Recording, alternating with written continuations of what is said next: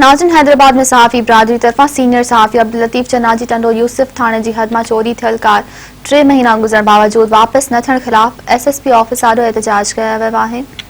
इन हवाले से पेश आहे मुदस्सिर अब्बास की ही रिपोर्ट। नाज़रीन, सीनियर सहाफ़ी अब्दुल लतीफ़ चन्नाजी टंडो यूसुफ थाने की हद में चोरी थियल कार 3 महीना गुज़रण बावजूद हैदराबाद पुलिस वापस कराने में मुकम्मल तौर पर नाकाम थी चुकी है।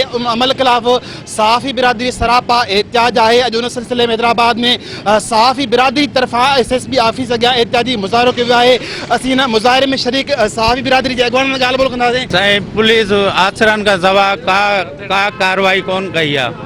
जेडी मल मिलूं था SSP से मुतलका ऑफिसरन से सिर्फ आसरन का सवा को माना कुछ कोन था कन। जे असा सिर्फ इन कार्रवाई यह कई है FIR कटण का पोइ इन्हनि जड़ो उछले छॾिया कचरे डब्बे में। निहायत अफ़सोस जी ॻाल्हि आहे जो एक सहाफ़ी आहे जेको आवाम जे भले लाइ ऐं मसइलनि जी निशानदेही लाइ कमु करे थो।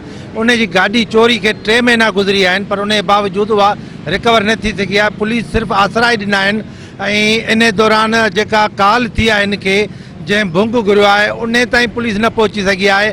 पुलिस मुसलसल ॾटा ॾींदी रही आहे, कख भञी बीहणो न कयो आहे।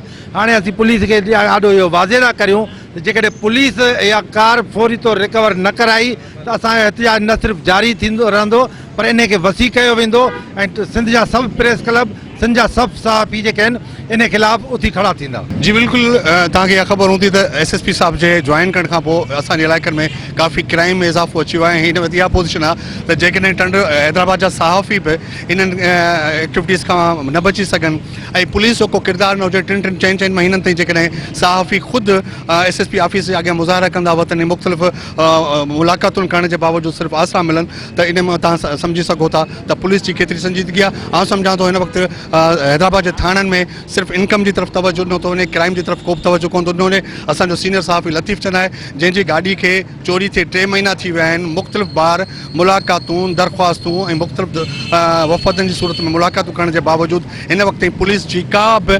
कारकर्दगी साम्हूं न आई आहे। इन वाक़े के खिलाफ़ सॼी सिंध में टंडोला प्रेस क्लब हुजे, मसू बुरगड़ी, हैदराबाद जे सहाफ़ी सरापा एहतजाज रहिया आहिनि, पर हिननि जे त कन ते का जूं कोन थी सोरे। रोज़ानी प्रोग्राम थियंदा, इंडस में ॿियनि होटलनि में प्रोग्राम करे ही चवंदा त असां त पुरअमन माहौल फिज़ा जेकॾहिं क़ाइमु कई आहे हैदराबाद में, पर इहा आहे त घरनि जे साम्हूं सहाफ़ियुनि जूं गाॾियूं आहिनि थियूं। जी बिल्कुलु, जेको आहे हैदराबाद में कुछ अरसे खां ॾिठो वियो आहे त बदअमनी जी जगह बाहि आहे उहा भड़की पई आहे, चोरियूं फुरूं आम थी वियूं आहिनि। उन खां पोइ असांजो जेको आहे सीनियर सहाफ़ी आहे अब्दुल लतीफ़ चन्ना, इहो जेको इन जे घर जे अॻियां 3 महीना पहिरीं जेका कार चोरी थी वई आहे उहा अञा ताईं न मिली सघी आहे। टंडो यूसुफ जो जेको SHO आहे उहो सिर्फ़ु ऐं सिर्फ़ु आसरा ऐं सिर्फ़ु दिलासा ॾियण ताईं महदूद आहे। उन खां पोइ असां SP साहब सां बि राब्तो कयो आहे, DIG साहब सां बि राब्तो कयो आहे, पर अञा ताईं कार जेका आहे उहा रिकवर न थी सघी आहे।